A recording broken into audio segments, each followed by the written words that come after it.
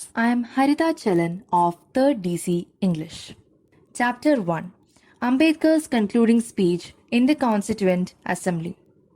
Delivered on 25th November 1949. Note: Ambedkar's speech, though given as one speech at a stretch, has an internal division into two parts. The first part is about the process of drafting, people involved, condemnations, and debates occurred on federalism. The concluding section is on his anxieties over the future of democracy. These parts are marked as Part 1 and Part 2. The first part is for guided self-reading by students and internal assessment, and the second part is meant for classroom study and end semester examination. Part 1 Guided self-reading or internal assignment only. Sir, looking back on the work of the Constituent Assembly, it will now be 2 years, 11 months and 17 days since it first met on the 9th of December 1946.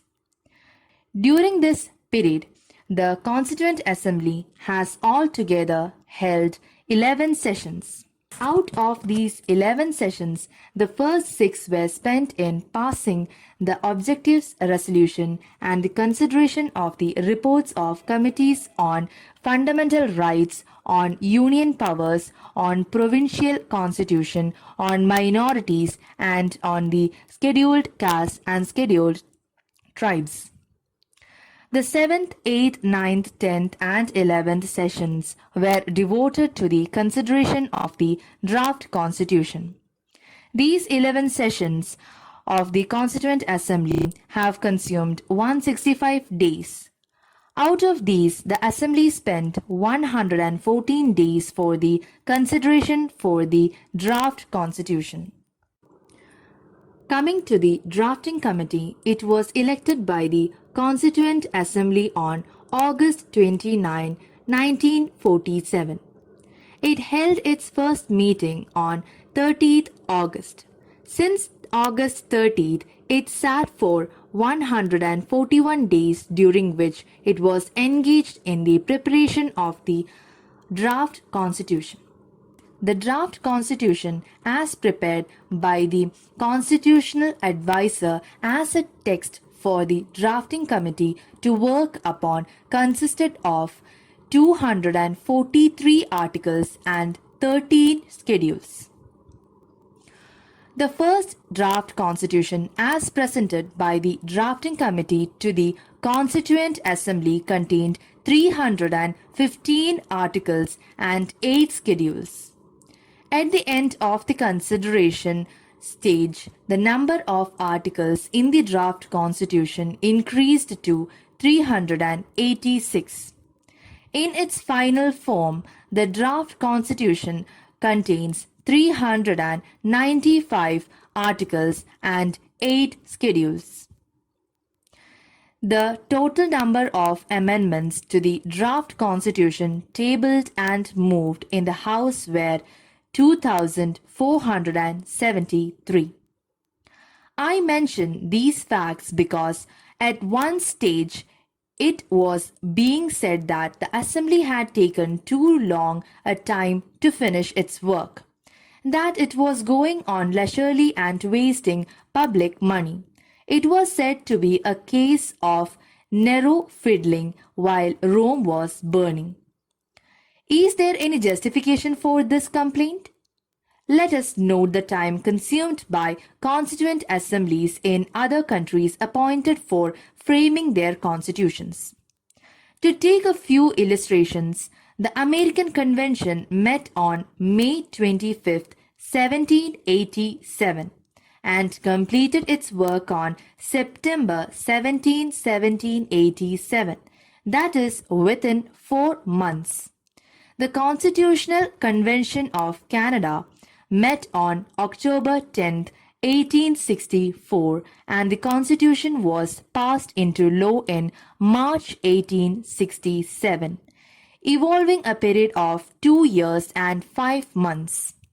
The Australian Constitutional Convention assembled in March 1891 and the Constitution became law on July 9th, 1900, consuming a period of 9 years. The South African Convention met in October 1908 and the Constitution became law on September 20, 1909, involving 1 year's labor. It is true that we have taken more time than what the American or South African Convention did, but we have not taken more time than the Canadian Convention and much less than the Australian Convention. In making comparison on the basis of time consumed, two things must be remembered. One is that the constitutions of America, Canada, South Africa, and Australia are much smaller than ours. Our constitution, as I said, contains 395 articles, while the Americans had 7 articles, the first 4 of which are divided into sections which total up to 21. The Canadians has 137, Australian 128, and South African Constitution has 153 sections. The second thing to be remembered is that the makers of the constitutions of America, Canada, Australia, and South Africa did not have to face the problem of amendments. They were passed as moved. On the other hand, this Constituent Assembly had to deal with as many as 2,473 amendments. Having regard to these facts, the charge of dilatoriness seems to me quite unfounded, and this assembly may well congratulate itself for having accomplished so formidable a task in so short a time. Turning to the quality of the work done by the drafting committee, Mr. Nazaruddin Ahmed felt it his duty to condemn it outright. In his opinion, the work done by the drafting committee is not only noteworthy of commendation but is positively below par. Everybody has a right to have his opinion about the work done by the drafting committee, and Mr. Nazaruddin is welcome to have his own. Mr. Nazaruddin Ahmed thinks he is a man of greater talents than any member of the drafting committee. The drafting committee does not wish to challenge his claim. On the other hand, the drafting committee would have welcomed him in their midst if the assembly had thought him worthy of being appointed to it. If he had no place in the making of the constitution, it is certainly not the fault of the drafting committee. Mr. Nazaruddin Ahmed has coined a new name for the drafting committee, evidently to show his contempt to it. He calls it a drifting committee. Mr. Nazaruddin must no doubt be pleased with his hit, but he evidently does not know that there is a difference between drift without mastery and drift with mastery. If the drafting committee was drifting, it was never without mastery over the situation. It was not merely angling with the off chance of catching a fish. It was searching in known waters to find the fish it was after. To be in search of something better is not the same as drifting. Although Mr. Nazaruddin Ahmed did not mean it as a compliment to the drafting committee, I take it as a compliment to the drafting committee. The drafting committee would have been guilty of gross dereliction of duty and of a false sense of dignity if it had not shown the honesty and the courage to withdraw the amendments which it thought faulty and substitute what it thought was better. If it is a mistake, I am glad the drafting committee did not fight shy of admitting such mistakes and coming forward to correct them. I am glad to find that, with the exception of a solitary member, there is a general consensus of appreciation from the members of the Constituent Assembly of the work done by the drafting committee. I am sure the drafting committee feels happy to find the spontaneous recognition of its labors expressed in such generous terms. As to the compliments that have been showered upon me both by the members of the Assembly as well as by my colleagues of the drafting committee, I feel so overwhelmed that I cannot find adequate words to express fully my gratitude to them. I came into the Constituent Assembly with no greater aspiration than to safeguard the interests of the scheduled castes. I had not the remotest idea that I would be called up to undertake more responsible functions. I was therefore greatly surprised when the drafting committee elected me to be its chairman. There were in the drafting committee men bigger, better, and more competent than myself, such as my friend Sir Alladi Krishnaswamy Iyer. I am grateful to the Constituent Assembly and the Drafting Committee for reposing in me so much trust and confidence and to have chosen me as their instrument and given me this opportunity of serving the country. In bracket, cheers. The credit that is given to me does not really belong to me. It belongs partly to Sir B.N. Rao, the constitutional advisor to the Constituent Assembly, who prepared a rough draft of the Constitution for the consideration of the drafting committee. A part of the credit must go to the members of the drafting committee who, as I have said, have sat for 141 days and without whose ingenuity to devise new formulae and capacity to tolerate and to accommodate different points of view. The task of framing the Constitution could not have come to so successful a conclusion. Much greater share of the credit must go to Mr. S. N. Mukherjee, the chief draftsman of the Constitution. His ability to put the most intricate proposal in the simplest and clearest legal form can rarely be equaled, nor his capacity for hard work. He has been an acquisition to the Assembly. Without his help, the Assembly would have taken many more years to finalize the Constitution. I must not omit to mention the members of the staff working under Mr. Mukherjee, for I know how hard they have worked and how long they have toiled, sometimes even beyond midnight. I want to thank them all for their effort and their cooperation. In bracket, cheers. The task of the drafting committee would have been a very difficult one if this Constituent Assembly has been merely a motley crowd, a tasseled pavement without cement, a black stone here and a white stone there in which each member or each group was a law unto itself. There would have been nothing but chaos. This possibility of chaos was reduced to nil by the existence of the Congress party inside the Assembly, which brought into its proceedings a sense of order and discipline. It is because of the discipline of the Congress party that the drafting committee was able to pilot the Constitution in the Assembly with the sure knowledge as to the fate of each article and each amendment. The Congress party is therefore entitled to all the credit for the smooth sailing of the draft Constitution in the Assembly.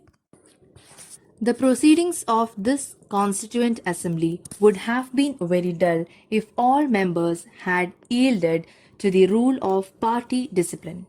Party discipline in all its rigidity would have converted this assembly into a gathering of yes men. Fortunately, there were rebels. They were Mr. Kamath, Dr. P.S. Deshmukh, Mr. Sidhwa, Professor Saxena, and Pandit Thakur Das Bhargava. Along with them, I must mention Professor K.T. Shah and Pandit Hriday Nath Kunzru. The points they raised were more ideological. That I was not prepared to accept their suggestions does not diminish the value of their suggestions nor lessen the service they have rendered to the Assembly in enlivening its proceedings. I am grateful to them, but for them I would not have had the opportunity which I got for expounding the principles underlying the Constitution, which was more important than the mere mechanical work of passing the Constitution.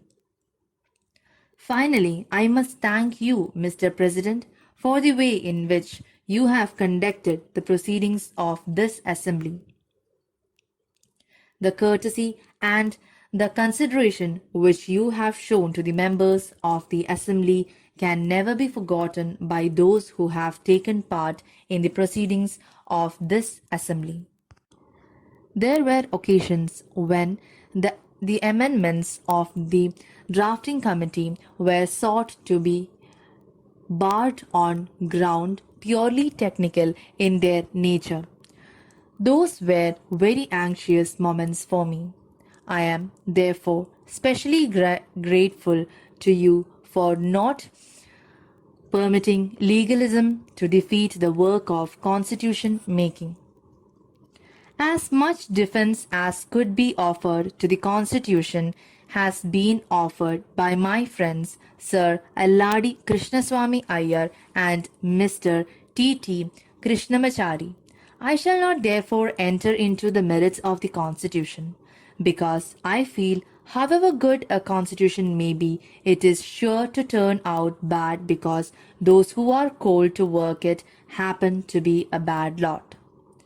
However bad a constitution may be, it may turn out to be good if those who are called to work it happen to be a good lot. The working of a constitution does not depend wholly upon the nature of the constitution. The constitution can provide only the organs of state such as legislature, the executive and the judiciary. The factors on which the working of those organs of the state depend are the people and the political parties they will set up as their instruments to carry out their wishes and their politics.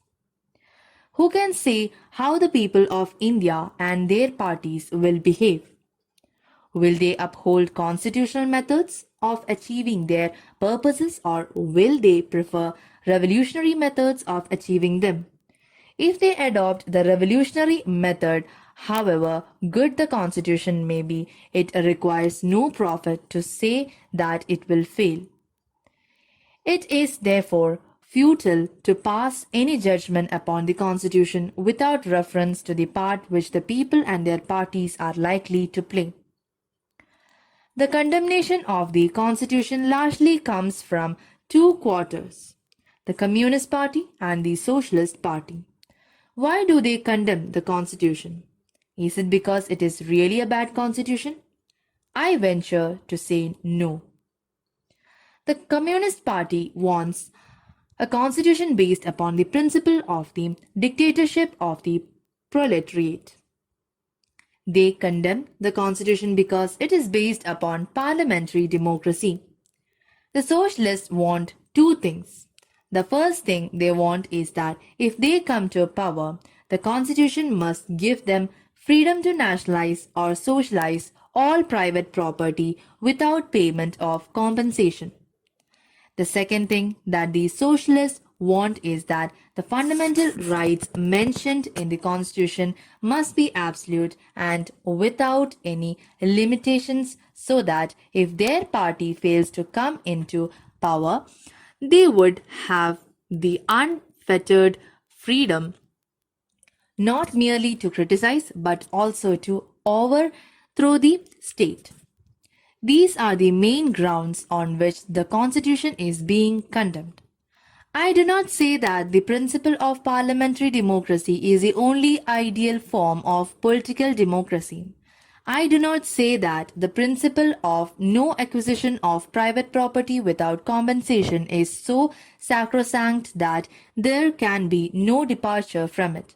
I do not say that fundamental rights can never be absolute and the limitations set upon them can never be lifted. What I do say is that the principles embodied in the Constitution are the views of the present generation, or if you think this to be an overstatement, I say they are the views of the members of the Constituent Assembly. Why blame the drafting committee for embodying them in the Constitution? I say, why blame even the members of the Constituent Assembly? Jefferson, the great American statesman who played so great a part in the making of American Constitution, has expressed some very weighty views which makers of Constitution can never afford to ignore. In one place he has said, in quotation, "We may consider each generation as a distinct nation, with a right by the will of majority to bind themselves, but none to bind the succeeding generation more than the inhabitant of another nation." In another place, he has said, in quotation, "The idea that institutions established for the use of the nation cannot be touched or modified, even to make them answer their end because of rights gratuitously reposed in those employed to manage them in the trust for the public, may perhaps be a salutary provision against the abuses of a monarch, but is most absurd against the nation itself. Yet our lawyers and priests generally inculcate this doctrine and suppose that preceding generations held the earth more freely than we do, had a right to impose laws on us, unalterable by ourselves, and that we, in the like manner, can make laws and impose burdens on future generations, which they will have no right to alter. In fine, that the earth belongs to the dead and not to the living. I admit that what Jefferson has said is not merely true, but it is absolutely true. There can be no question about it. Had the Constituent Assembly departed from this principle laid down by Jefferson, it would certainly be liable to blame, even to condemnation. But I ask, has it? Quite the contrary. One has only to examine the provision relating to the amendment of the Constitution. The Assembly has not only refrained from putting a seal of finality and infallibility upon this Constitution by denying to the people the right to amend the Constitution as in Canada, or by making the amendment of the Constitution subject to the fulfillment of extraordinary terms and conditions as in America or Australia. I challenge any of the critics of Constitution to prove that any Constituent Assembly anywhere in the world has, in the circumstances in which this country finds itself, provided such a facile procedure for the amendment of the Constitution. Those who are dissatisfied with the Constitution have only to obtain a two-third majority, and if they cannot obtain even a two-third majority in the Parliament elected on adult franchise in their favor, their dissatisfaction with the Constitution cannot be deemed to be shared by the general public. There is only one point of constitutional import to which I propose to make a reference. A serious complaint is made on the ground that there is too much of centralization and that the states have been reduced to municipalities. It is clear that this view is not only an exaggeration but is also founded on a misunderstanding of what exactly the Constitution contrives to do. As to the relation between the center and the state, it is necessary to bear in mind the fundamental principle on which it rests. The basic principle of federalism is that the legislative and executive authority is partitioned between the Constitution and the states not by any law to be made by the center but by the Constitution itself. This is what Constitution does. The states under our Constitution are in no way dependent upon the center for their legislative or executive authority. The center and the states are co-equal in the matter. It is difficult to see how such a constitution can be called centralism. It may be that the constitution assigns to the center too large a field for the operation of its legislative and executive authority than is to be found in any other federal constitution. It may be that the residuary powers are given to the center and not to the states, but these features do not form the essence of federalism. The chief mark of federalism, as I said, lies in the partition of the legislative and executive authority between the Constitution and the units by the Constitution. This is the principle embodied in our Constitution. There can be no mistake about it. It is therefore wrong to say that the states have been placed under the center. The center cannot by its own will alter the boundary of that partition, nor can the judiciary. For as has been well said in quotation, courts may modify, they cannot replace. They can revise earlier interpretations as new arguments, as new points of view are presented. They can shift the dividing line in marginal cases, but there are barriers. They cannot pass definite assignments of power. They cannot reallocate. They cannot assign to one authority powers explicitly granted to the first charge of centralization defeating federalism must therefore fail. The second charge is that the Constitution has been given the power to override the states. This charge must be admitted, but before condemning the Constitution for containing such overriding powers, certain considerations must be borne in mind. The first is that these overriding powers do not form the normal features of the Constitution. Their use and operation are expressly confined to emergencies only. The second consideration is, could we avoid giving overriding powers to the Constitution when an emergency has arisen? Those who do not admit the justification for such overriding powers to the center, even in an emergency, do not seem to have a clear idea of the problem which lies at the root of the matter. The problem is so clearly set out by the writer in that well-known magazine, The Round Table, in its issue of December 1935, that I offer no apology for quoting the following extract from it. Says the writer in quotation, "Political systems are a complex of rights and duties resting ultimately on the question to whom or to what authority does the citizen owe allegiance. In normal affairs, the question is not present, for the law works smoothly and a man goes about his business obeying one authority in this set of matters and another authority in that. But in a moment of crisis, a conflict of claims may arise, and it is then apparent that ultimate allegiance cannot be divided. The issue of allegiance cannot be determined in the last report by a juristic interpretation of statutes. The law must conform to the facts, or so much the worse for the law. When all formalism is stripped away, the bare question is, what authority commands the residual loyalty of the citizen? Is it the center or the constituent state?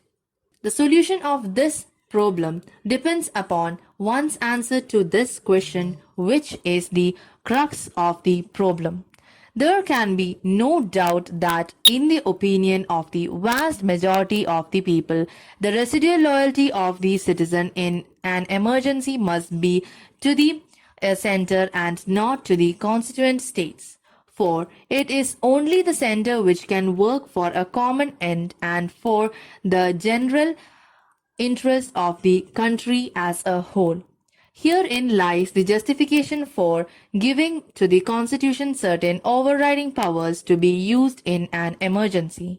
And after all, what is the obligation imposed upon the constituent states by these emergency powers? No more than this, that in an emergency they should take into consideration, alongside their own local interests, the opinion and interest of the nation as a whole. Only those who have understood the problem can complain against it. I am Harita Chalan of 3rd DC English. Chapter 1, Ambedkar's concluding speech in the Constituent Assembly.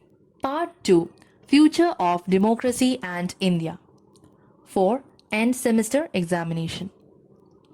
Here I could have ended, but my mind is so full of the future of our country that I feel I ought to take this occasion to give expression to some of my reflections thereon. On 26 January 1950, India will be an independent country. In bracket, cheers. What would happen to her independence? Will she maintain her independence or will she lose it again? This is the first thought that comes to my mind. It is not that India was never an independent country. The point is that she once lost the independence she had. Will she lose it a second time?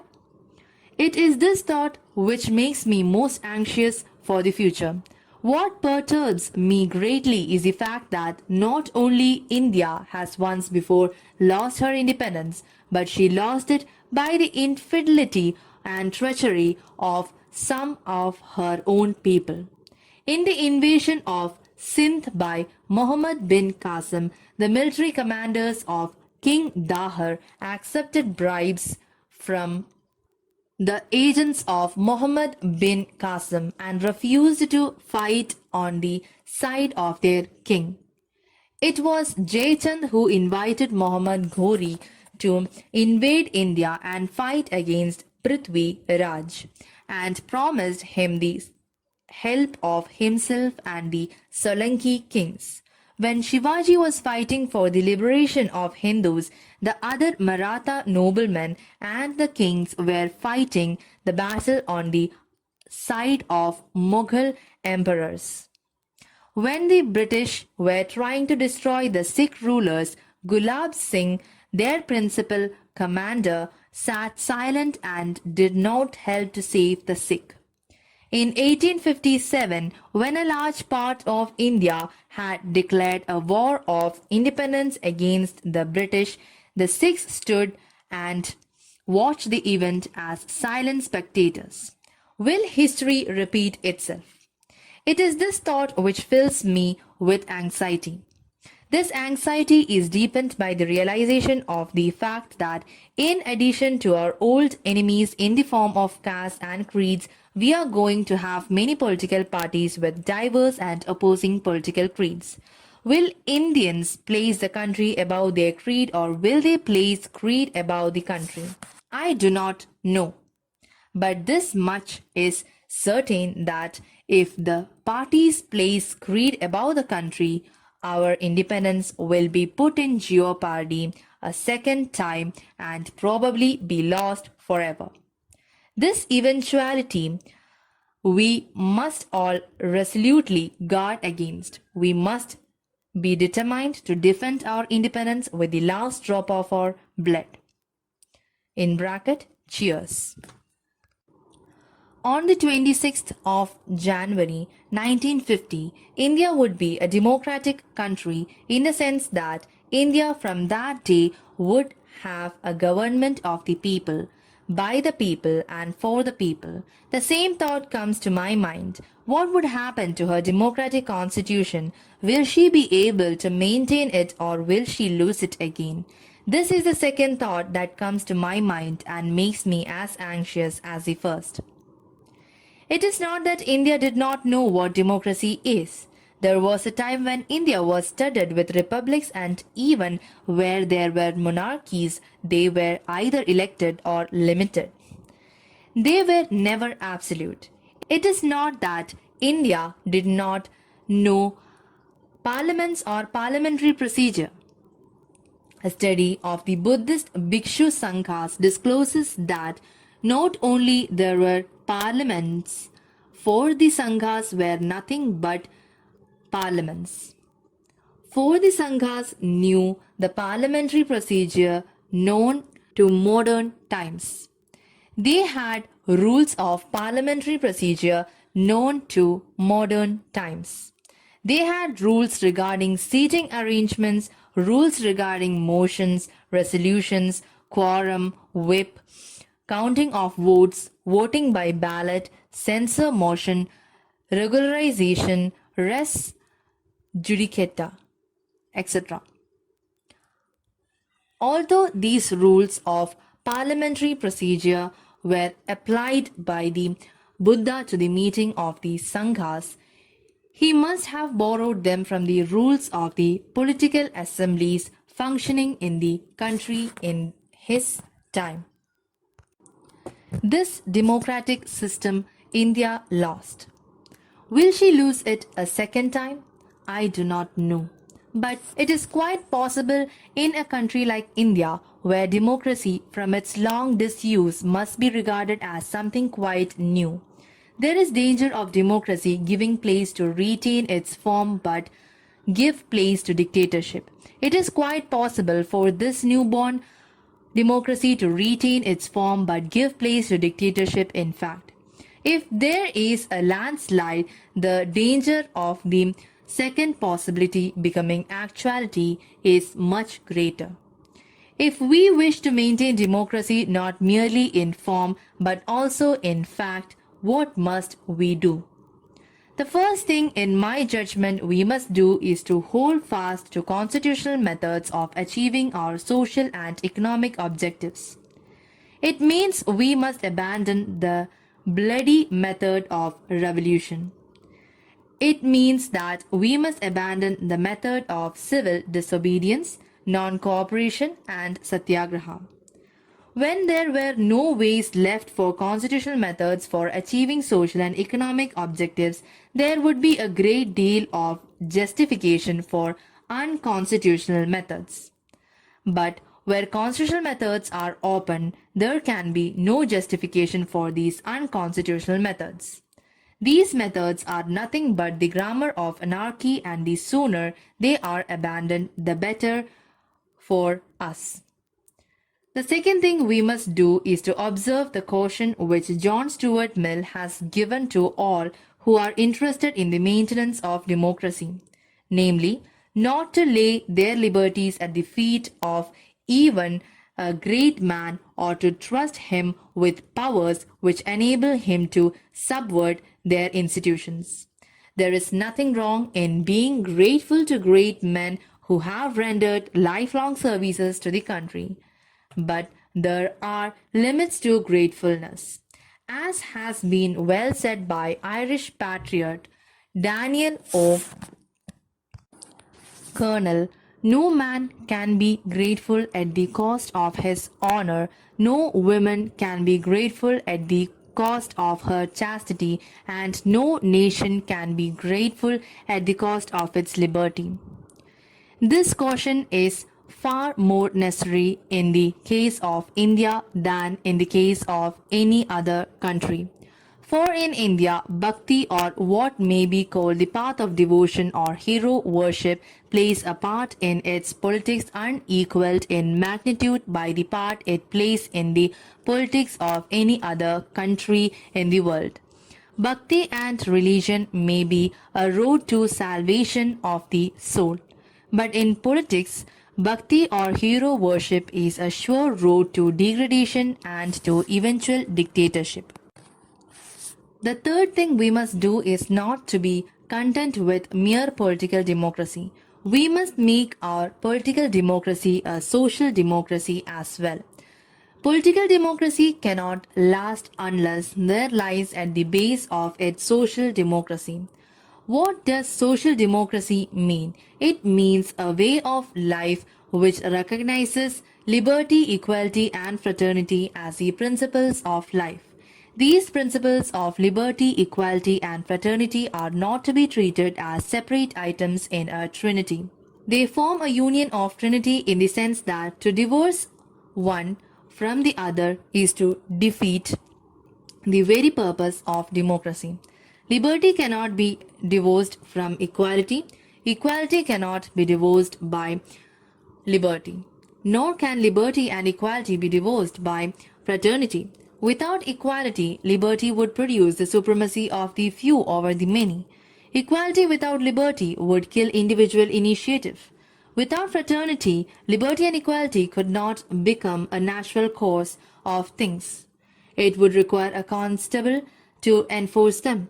We must begin by acknowledging the fact that there is complete absence of two things in Indian society. One of these is equality. On the social plane, we have in India a society based on the principle of greater inequality, which means elevation for some and degradation for others. On the economic plane, we have a society in which there are some who have immense wealth as against many who live in abject poverty. On the 26th of January 1950, we are going to enter into a life of contradictions. In politics, we will be recognizing the principle of one man, one vote, and one vote, one value.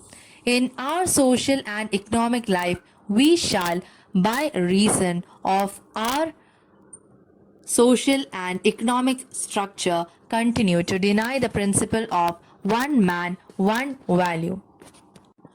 How long shall we continue to deny equality in our social and economic life?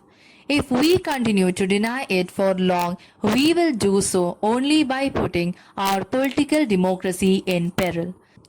We must remove this contradiction at the earliest possible moment, or else those who suffer from inequality will blow up the structure of political democracy which this assembly has so laboriously built up. The second thing we are wanting in is recognition of the principle of fraternity. What does fraternity mean?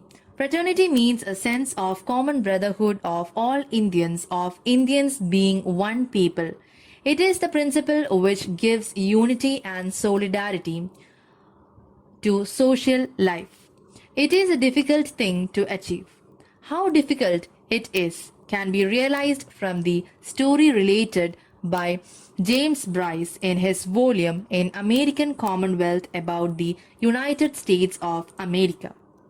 The story is, I propose to recount it in the words of Bryce himself that, in quotation, some year ago the American Protestant Episcopal Church was occupied at its triennial convention in revising its liturgy. It was thought desirable to introduce among the short sentence prayers a prayer for the whole people, and an eminent New England divine proposed the words, O Lord, bless our nation. Accepted one afternoon on the spur of the moment, the sentence was brought up next day for reconsideration when so many objections were raised by the laity to word nation as importing too definite a reorganization of national unity, that it was dropped and instead there were adopted the words, O Lord, bless these United States. There was so little solidarity in the USA at the time when this incident occurred that the people of America did not think that they were a nation. If the people of the United States could not feel that they were a nation, how difficult it is for Indians to think that they are a nation. I remembered the days when politically minded Indians resented the expression, the people of India. They preferred the expression, the Indian nation. I am of opinion that in believing that we are a nation, we are cherishing a great delusion. How can people divided into several thousands of castes be a nation? The sooner we realize that we are not yet a nation in the social and psychological sense of the word, the better for us. For then only we shall realize the necessity of becoming a nation and seriously think of ways and means of realizing the goal. The realization of this goal is going to be very difficult, far more difficult than it has been in the United States. The United States has no caste problem. In India, there are castes. The castes are anti-national. In the first place, because they bring about separation in social life. They are anti-national also because they generate jealousy and antipathy between caste and caste. But we must overcome all these difficulties if we wish to become a nation in reality. For fraternity can be a fact only when there is a nation. Without fraternity, equality and liberty will be no deeper than coats of paint. These are my reflections about the tasks that lie ahead of us. They may not be very pleasant to some, but there can be no gainsaying that political power in this country has too long been the monopoly of a few, and the many are not only beasts of burden but also beasts of prey. This monopoly has not merely deprived them of their chance of betterment, it has sapped them of what may be called the significance of life. These downtrodden classes are tired of being governed. They are impatient to govern themselves. This urge for self-realization in the downtrodden classes must not be allowed to develop into a class struggle or class war. It would lead to a division of the house. That would indeed be a day of disaster. For, as has been well said by Abraham Lincoln, a house divided against itself cannot stand very long. Therefore, the sooner room is made for the realization of their aspiration, the better for the few, the better for the country, the better for the continuance of its democratic structure. This can only be done by the establishment of equality and fraternity in all spheres of life. That is why I have laid so much stress on them. I do not wish to weary the House any further. Independence is no doubt a matter of joy. But let us not forget that this independence has thrown on us great responsibilities. By independence, we have lost the excuse of blaming the British for anything going wrong. If hereafter things go wrong, we will have nobody to blame except ourselves. There is great danger of things going wrong. Times are fast changing. People, including our own, are being moved by new ideologies. They are getting tired of government by the people. They are prepared to have government for the people and by the people. If we wish to preserve the constitution in which we have sought to ensure in the principle of government of the people, for the people and by the people, let us resolve not to be tardy in the recognition of the evils that lie across our path and which induce people to prefer the government for the people to the government by the people, nor to be weak in our initiative to remove them. That is the only way to serve the country. I know of no better. About the author and the speech or script. Dr. Bhim Rao Ambedkar, 1891 to 1956. He is long known to the world for the radical questions he raised in the context of Indian nationalism from Dalit experiential locations and initiated the process of Dalit assertion within the constitutional framework. He strove hard to further the questions of social justice and equality when he happened to head the committee the emerging nation state constituted for drafting the Constitution of India.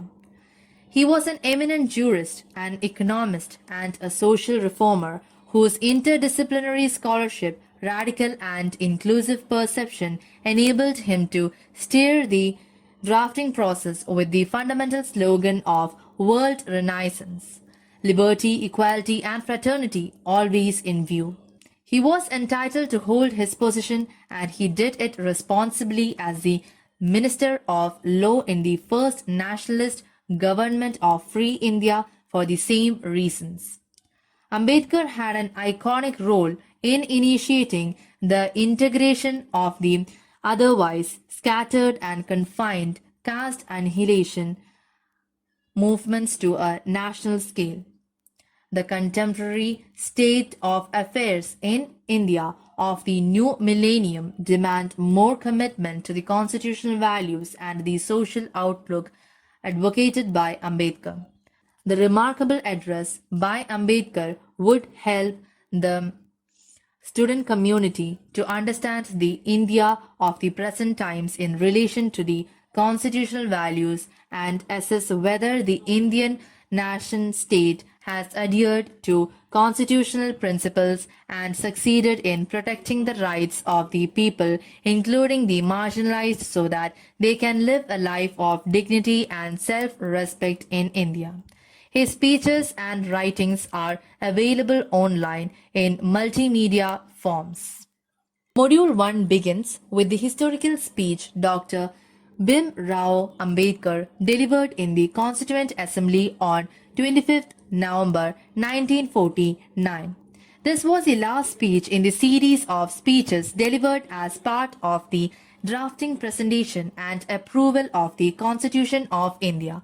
Almost 1 year before, on 4th November 1948, Ambedkar had delivered an equally significant speech in which he spoke in detail about the nature and structure of the draft Constitution of India and its merits over those of other federations like the USA and Australia. The second address also runs for a length in the comparative strain as the first one, but it demands special attention since he voices his concerns over the future of India and suggests ways for India to maintain its democratic traditions, falling prey to fissiparous tendencies. The critical interventions made by Ambedkar and the like-minded members while drafting the constitution to ensure that all the central political concepts like democracy, secularism, and federalism are defined by the ultimate question of social justice. Long denied to the dispossessed classes, deprived castes, and minorities, manifest remarkably in the concluding address. The anxieties Ambedkar aired powerfully are not something contemporary Indian society can ignore without dire consequences. The speech has been acclaimed as a model for the speaker's understanding of the complex Indian society. Emancipatory and equalitarian emphasis, scholarship, political awareness, and people orientation. In addition, it demonstrates the attributes of a powerful speaker like the efficient use of formal language, choice of apt words and phrases, skill for sustaining the oral narrative, use of anecdotes and imagery, spirited wit, astonishing power of association, and a commitment to details. A stunning sense of the local and the real, along with the national and the international, and the resultant prophetic insight into the future of India are outstanding features that a sensitive reader would never miss. Glossary. Constituent Assembly. Formed to draft the Constitution. Members elected by the elected members of the provincial assemblies. One can trace the history of this to the communist and radical democrat M. N. Roy proposing the idea in 1934. The Indian National Congress raising it in 1935. C. Rajagopalachari voicing it in 1939. Britain approved of it in 1940 and the cabinet mission sent to India in 1946. The Constituent Assembly had 299 representatives, 15 of them women. The Assembly met on 9th December 1946 for the first time and the last meeting was on 24 January 1950. There were 2 women members from present Kerala, which was a part of the erstwhile Madras province, and they were Dakshayani Velayudan and Ammu Swaminathan. The former was the sole woman member from Dalit community. Nehru observes that the first task of this assembly was to free India through a new constitution, to feed the starving people and to clothe the naked masses, and to give every Indian the fullest opportunity to develop himself according to his capacity. Objectives Resolution. It is the historical document stating the objectives that define the aim of the Assembly. It is also an assertion of values and aspirations regarding equality, liberty, democracy, sovereignty, and a cosmopolitan identity. It was moved by Nehru in the House and unanimously passed. Safeguard, protect, acquisition, assert, treasure, in bracket contextual, valuable person in terms of talent and service. Dilatoriness, slowness. Commendation, praise. Dereliction, neglect, fail to care. Fight shy of, try to avoid. Repose, to place. Consensus, agreement by a majority. Overwhelmed, overtaken by emotion, made powerless. Ingenuity, inventiveness, capacity to think in new ways. Motley crowd, group of people with low and high talent. In bracket, suggests that all the drafting committee members were highly competent and talented. A tasseled pavement, pavement made of loosely placed bricks without cement. In bracket, a weak document. Instruments, tool, means. Condemnation, disapproval. Gratuitously, disapprovingly. Federalism. A political system is a union of states with a center. The chief mark of federalism in India lies in the partition of the legislative and executive authority between the constitution and the units by the constitution. Jeopardy, danger. Allegiance, loyalty, faith. Residual loyalty. Dr. Ambedkar means that the lasting loyalty should be to the center in emergency situations for the nation to remain undivided. Crux of the problem. The most decisive or important point usually difficult to understand. King Dahar, king of Sindh, the last ruler. Jayachand, king who was accused of inviting Muhammad Ghori to India to declare war on Prithvi Raj Chauhan. Res judicata, a matter adjudicated by court and so may not be pursued further. Trinity, a group of 3. Here the principles of liberty, equality and fraternity. Fraternity, fellow feeling, brotherhood. Liturgy, customary worship, words of a religion. In bracket, here, a set of words or short sentences chanted during the worship. Triennial, recurring every 3 years.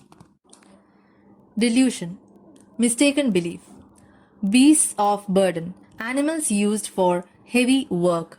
Here, powerless people whose life is a long toil. Downtrodden, exploited classes of people. Tardy, slow to act. Answer in 2 or 3 sentences. Part 1. First question.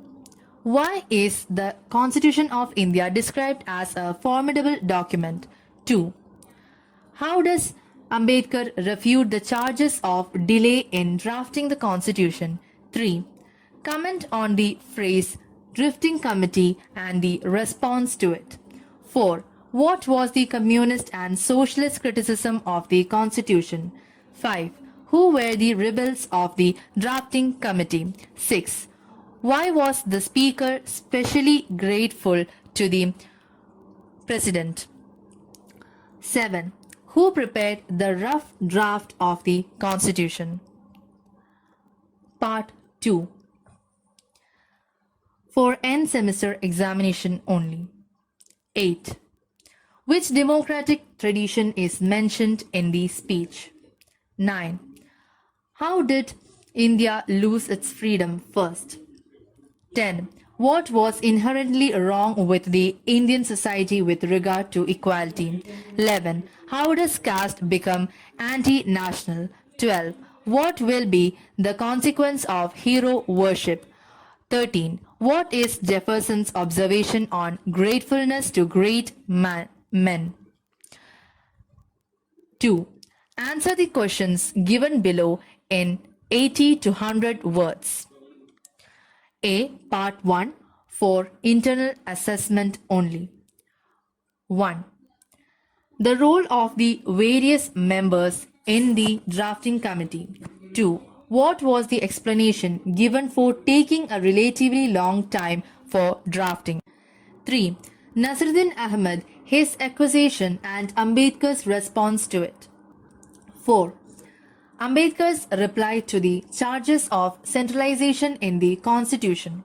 B. Part 2 for end semester examination only. 5. The Speaker's apprehensions about the future of Indian democracy. 6. Democratic traditions of India. 7. What is the contemporary relevance of Ambedkar's concluding address? 3. Answer each of the questions given in 200 to 250 words. 1. How does the concluding speech present the details of the process of drafting of the Constitution? In bracket, part 1, internal assessment only, bracket close. 2. Respond to Ambedkar's apprehensions about India's future and his suggestions for safeguarding the democratic traditions of India. In bracket, part 2 for end semester examination only. 4. Read, relate and write. In bracket, assignments, internal assessment only. 1. Recall the biographical sketch of the drafting committee member included in the second semester and write down how she would have spoken in the session based on her experience of being a Dalit person and a woman. 2. Read the fundamental rights section given at the beginning of the text and Ambedkar's speech.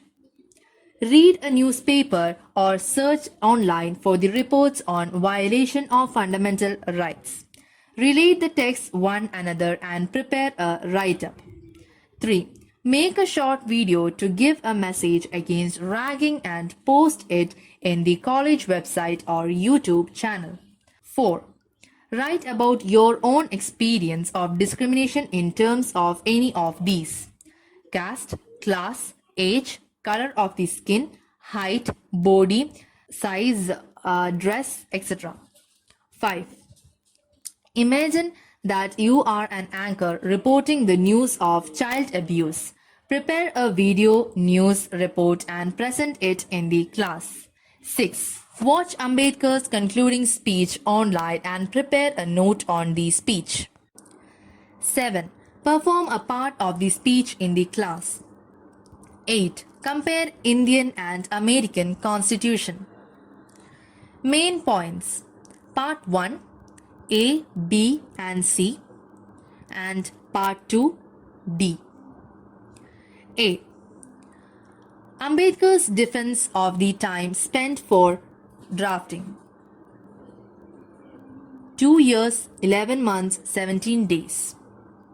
In bracket, paragraphs 1, 2, 3, 4 and 5. Bracket close. First point, A. First meeting of the Constituent Assembly on 9th of December 1946. Altogether 11 sessions, 6 sections for the objectives resolution and the reports of committees on fundamental rights, on union powers, on provincial constitution, on minorities and on the scheduled castes and scheduled tribes. B. Rest 5 sessions for the consideration of the draft constitution. 165 days. Assembly spent 114 days on the consideration of the draft constitution. C. The first draft of the Constitution of India is a formidable document in size and content. 315 articles and 8 schedules. 2. The size, diversity and complexity of the final draft. A comparison. A. 395 articles and 8 schedules. Amendments tabled 7,635 moved in the House. 2,473 time consumed 2 years, 11 months and 17 days. B. The American Constitution 7 articles, no amendments. 21 sections total 4 months.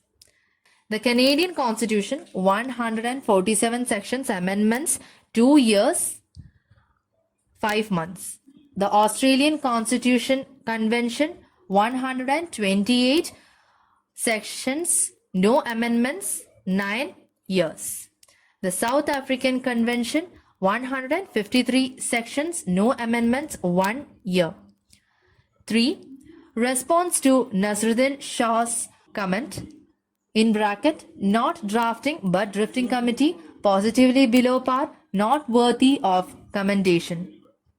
Nasruddin Shah has the right to hold his opinion, thinks of himself as more talented than any member of the drafting committee. The Assembly did not accept his claim and talent and preferred not to include him. Drifting, yes, but with mastery, with an objective and purpose. Took time on account of honesty and the courage to withdraw the amendments which it thought faulty and substitute with what it thought was better. Not fighting, shy of admitting mistakes and open to corrections. B. People and credits. Paragraph 6, 7, 8, 10 and 11. Ambedkar, as the chairman, gives a brief account of the makers of the Constitution, their contributions, and extends his deep gratitude to them. 1. Sir B. N. Rao, the constitutional advisor to the Constituent Assembly, prepared a rough draft of the Constitution. 2. The drafting committee sat for 141 days devising new formulae and was flexible enough to tolerate and accommodate different points of view. 3. Mr. S. N. Mukherjee, the chief draftsman of the Constitution, gifted with the ability to put the most intricate proposals in the simplest and clearest legal form. Ambedkar describes him as an asset to the Assembly. Members of the staff under him also worked very hard. 4. The ruling Congress party with its discipline created an atmosphere in the Assembly to debate extensively and pass the Constitution. 5. Rebels like Mr. Kamath, Dr. P.S. Deshmukh, Mr. Sidhwa, Professor Saxena and Pandit Thakur Das Bhargava, besides Professor K.T. Shah and Pandit Harday Nath Kunzru, who contributed to the drafting by their critical interventions. 6. Ambedkar registers his indebtedness to the President for conducting the proceedings in such a way not permitting legalism to defeat the work of constitution making. 7. Alladi Krishnaswamy Iyer and Mr. T.T. Krishnamachari are thanked for stoutly defending the Constitution. 8. He concludes this part of the address cautioning that the Constitution and different organs of the state like legislature, executive and judiciary would work well only when people and the political parties they set up uphold the spirit of the Constitution. C. The condemnation of the Constitution, paragraphs 12, 13, 14, 15. 1. From two quarters, the Communist Party and the Socialist Party, the Communist Party wants a constitution based upon the principle of the dictatorship of the proletariat, not parliamentary democracy. 2. The Socialists want two things. A. If they come to power, the Constitution must give them freedom to nationalize all private property without payment or compensation. B. They argued for absolute fundamental rights to be ensured by the Constitution to have the unfettered freedom not merely to criticize but also to overthrow the state if they do not come to power. 3. No objections to the demands of the two parties, but the principles embodied in the Constitution are the views of the present generation, or, in another sense, the views of the members of the Constituent Assembly.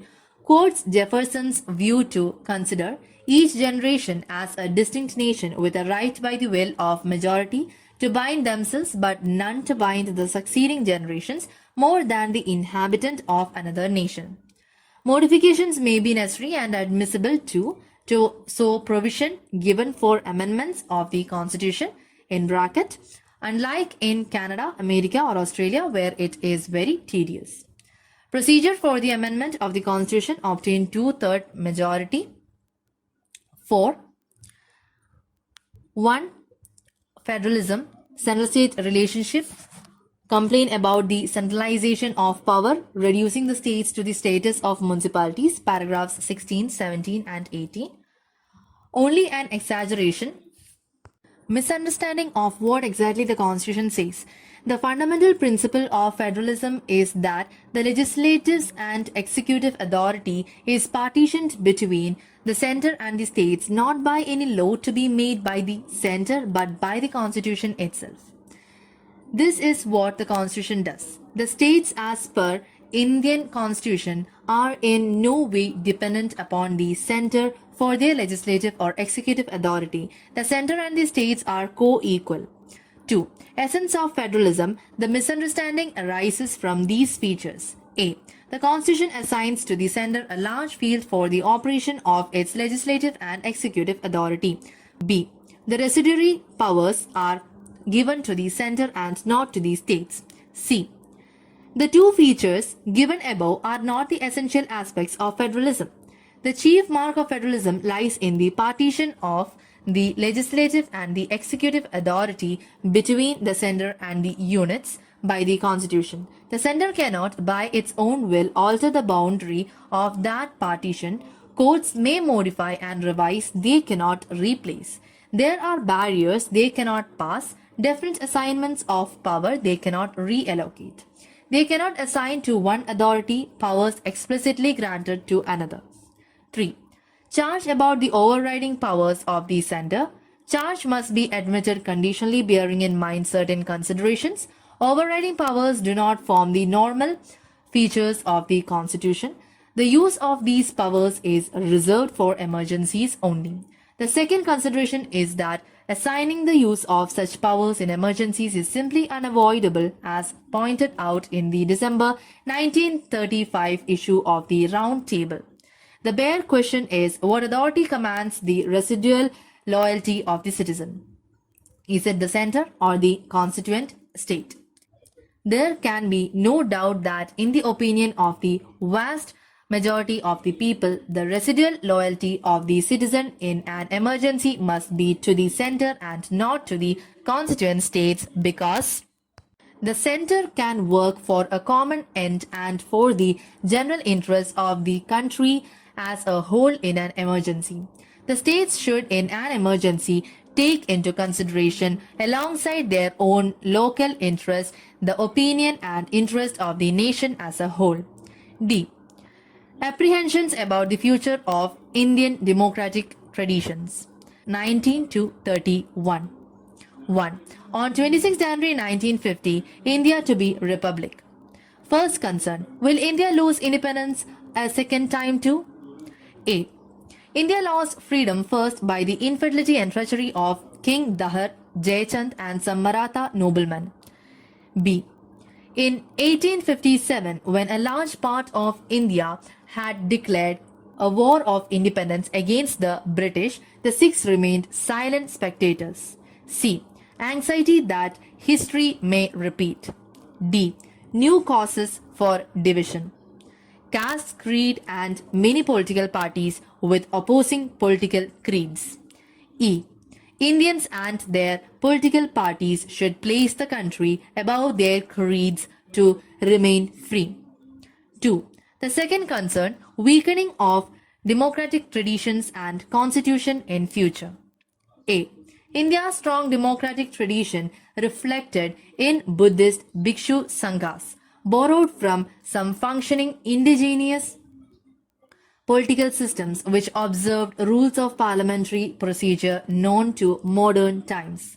B. Threat of democracy being replaced by a dictatorship. People have to hold fast to constitutional methods to achieve socio-economic objectives, avoid bloody revolutions and abandon civil disobedience, non-cooperation and satyagraha.